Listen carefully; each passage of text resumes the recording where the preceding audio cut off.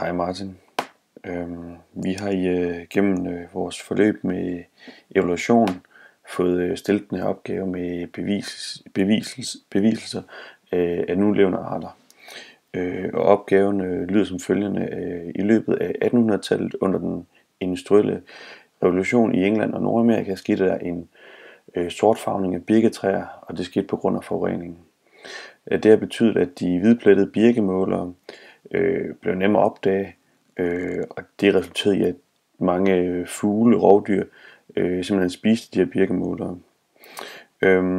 Og det resulterede også i, at det blev mere almindeligt at se den mørkfarvede birkemåler. Og her kan vi så se, at det her det er den hvide birkemåler, som var i før 1800-tallet, hvor vi har den mørke herovre, som var meget sjælden på det tidspunkt. Og lige så kan vi se herovre efter 1800-tallet, der har vi den lyse birkemåler, og her den mørke birkemåler her i den røde ring. Før 1800-tallet, der så birketræerne, var de så lyse her, og efter, på grund af forurening, var det blevet så mørke her.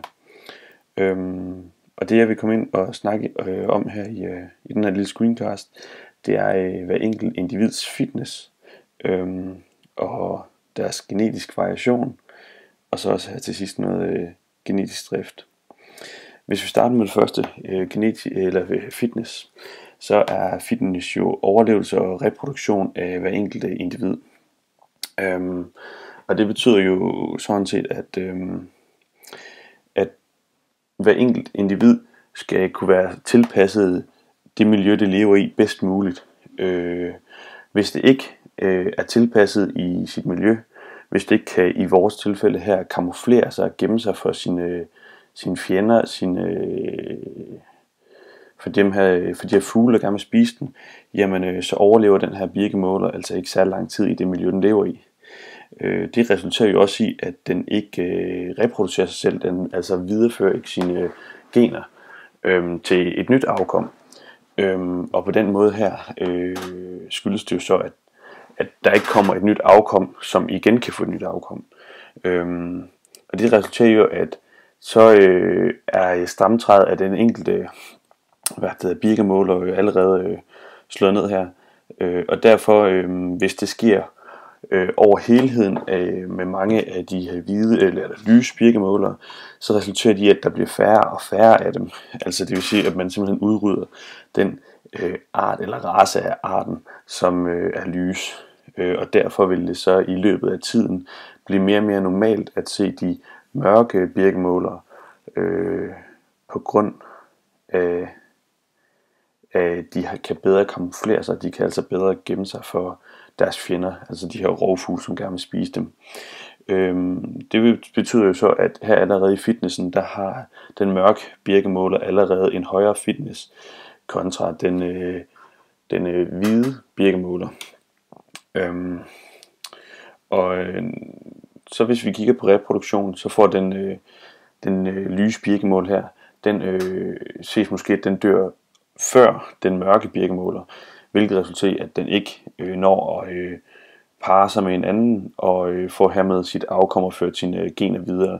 Det vil ikke ske for den her sandsynligvis, hvorimod at den her, som gemmer sig eller kamuflerer sig, vil leve længere tid. Den vil altså hermed også have mulighed for at reproducere sig og reproducere sig forholdsvis mange gange, få et stort afkom, og hermed på den her måde vil dens fitness stige, kontra herved det lyse lysbirkemåler, dens fitness vil falde på grund af ændringen i dens miljø. Og det er jo hele det vores begreb evolution går ud på, det er, at den bedst tilpassede i miljøet overlever. Og der må man jo så sige, at når der sker en ændring i miljøet, som der er sket på grund af forureningen fra 1800-tallet op efter, så er den bedst tilpasset i det her øjeblik, det må jo så være den mørke birkemåler.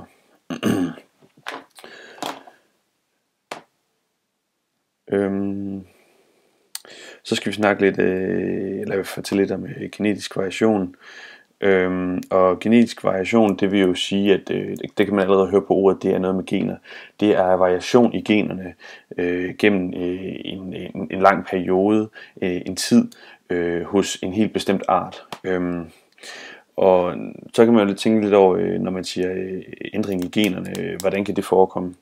Det er jo hernede, det er jo ændringer i kønscellerne. De kønsceller, der sker jo ikke noget ved, at der sker en ændring i den enkelte birkemålers gen, som er uden for kønscellen. Fordi at hvis den så parer sig med en anden birkemåler, så vil det gen, der er ændret, det vil ikke blive ført videre til afkommet, fordi det ikke er en del af kønscellerne. Så her hvor det helt fastsætter, det er kønscellerne, vi kigger på. Og det der sker, det er, at der oftest sker over tid mutationer i kønscellerne. Og det kan være for eksempel farvning i den her tilfælde, altså deres kropsfarve, som har, man kan sige, har meget, før i tiden der var birkemålerne sandsynligvis ens, altså der var ikke forskel på arten. Så er der sket en mutation for den mørke birkemåler, der gør, at dens fremtoning, dens hud, vinger og krop er blevet mørk, og det er jo sket i en mutation. Og det har så gjort, at senere hen på et tidspunkt, hvor dens omgivelser har ændret sig, dens miljø har ændret sig, der vil det sige, at den er bedst tilpasset i den her situation, kontra den hvide. Så her ligger det i, at der kan ske ændringer i generne, hermed kønscellerne på de enkelte arter. Og nu når vi også snakker det, så kan vi komme ind på det sidste, der hedder genetisk drift. Og det er den naturlige evolution, fordi at vores natur, vores omgivelser, vores miljø, det ændrer sig hele tiden. Og her, det er jo et godt eksempel på det her med vores inducering, eller hvor der sker en industriel revolution her i England og Nordamerika. Der ændrer mennesket på miljøet, bygger fabrikker, som gør, at vi foruleder forurening. Forurening påvirker så miljøet negativt i den her situation ved, at de her birketræer, som er i miljøet, de bliver simpelthen suget til, de bliver mørke. Og det er et klassisk eksempel på, at en art ændrer miljøet, og så kommer det til udtryk for nogle andre. Der bliver altså simpelthen sat nogle problemstillinger for nogle andre arter, som vi ser her for vores birkemålere. Og det er helt naturligt, at der sker ændringer i miljøet. Det vil der ske i fremtiden, og det har der også sket før i fortiden i løbet af det.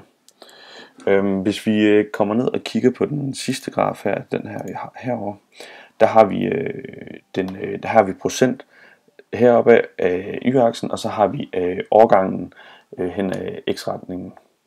Og her har vi simpelthen den lyse birkemåler og den mørke birkemåler. Jeg vil sige helt ærligt, at jeg ikke er helt sikker på den her graf. Jeg vil jo mene, at den mørke birkemåler, den vil jo være meget sjælden, altså ikke særlig hyppigt set omkring de 1800-tallet. Og så på grund af nu skal jeg lige se, kan jeg ikke engang huske, hvad det hedder nu. Den industrielle revolution, så vil der blive færre af den lyse type, den ville jeg have haft heroppe. Der vil blive færre af den, og derfor vil man så hyppigere se den mørke type, som jeg vil have sat som den blå. Jeg kan jo allerede se på grafen, at den teori, som jeg allerede har her, den holder ikke stik. Men det er lige det bedste, jeg har kunne resonere mig frem til lige umiddelbart. Så det var måske den måde, jeg vil have set det på. Men kort og godt sagt, så er det, at den er bedst tilpasset i det miljø, den nu lever i, overlever. Og på grund af, at der er sket en genetisk drift, altså en naturlig evolution, ændringen af naturen i dens omgivelser, så er det nu her den mørke birkemåler, der er den bedst tilpassede, fordi den kamuflerer sig for sine fjender.